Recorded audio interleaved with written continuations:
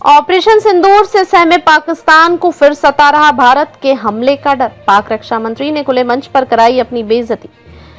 Operation सिंदूर के बाद भारत से युद्ध के खतरे को लेकर सहमा हुआ है। पाक रक्षा मंत्री ख्वाजा आसिफ ने इसे वास्तविक बताया और दावा किया कि भविष्य के किसी भी संघर्ष में पाकिस्तान बड़ी जीत हासिल करेगा, साथ ही उसके पास अब अधिक समर्थक हैं। यह बयान भारतीय रक्षा मंत्री और सेना प्रमुख की चेतावनियों के बाद आया है। पाकिस्तान की सेना ने भी भारत के किसी भी हमले का निर्णायक जवाब देने की धमकी दी है। 5 महीने पहले ऑपरेशन सिंदूर में भारत के हाथों मुंह की खाने वाला पाकिस्तान अब भी इस सैन्य अभियान से सहमा है।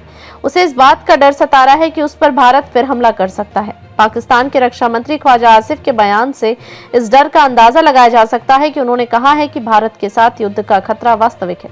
इसके साथ ही मुंगेरी लाल की तरह सपने देख रहे मंत्री ने यह दावा तक कर डाला कि भविष्य में अगर कोई सशस्त्र संघर्ष हुआ तो उनका देश ज्यादा बड़ी जीत हासिल करेगा। उनका यह बड़बोड़ापन रक्षा मंत्री राजनाथ सिंह और सेना प्रमुख उपेंद्र द्विवेदी के हालिया बयानों के बाद आया है। पाकिस्तानी रक्षा मंत्री ने मंगलवार को समा टीवी को दिए एक इंटरव्यू में यह टिप्पणी उस सवाल पर की जिसमें उनसे भारतीय नेताओं और वरिष्ठ सैन्य अधिकारियों के हालिया बयानों के बारे में पूछा गया था। ख्वाजा ने कहा कि सशस्त्र टकराव का खतरा है, पाकिस्तान चौकन्ना है और स्थिति पर नजर रखा है।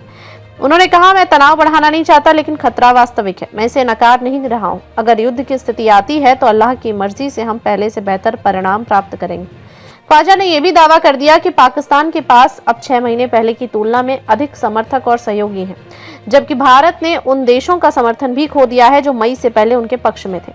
हालांकि इस संदर्भ में उन्होंने किसी देश का नाम नहीं लिया। बता दें कि 22 अप्रैल को पहलगाम आतंकी हमले के बाद भारत ने 7 मई को ऑपरेशन सिंदूर तहत पाकिस्तान और गुलाम जम्मू कश्मीर में 9 आतंकी ठिकानों को तबाह किया था। पाकिस्तानी रक्षा मंत्री ने इंटरव्यू के दौरान दावा किया कि भारत मुगल शासक औरंगजेब के शासन के सिवाय कभी एकजुट नहीं रहा, जबकि अल्लाह के नाम पर बना पाकिस्तान मई में हुए संघर्ष के दौरान कई आंतरिक मुद्दों के बावजूद एकजुट रहा।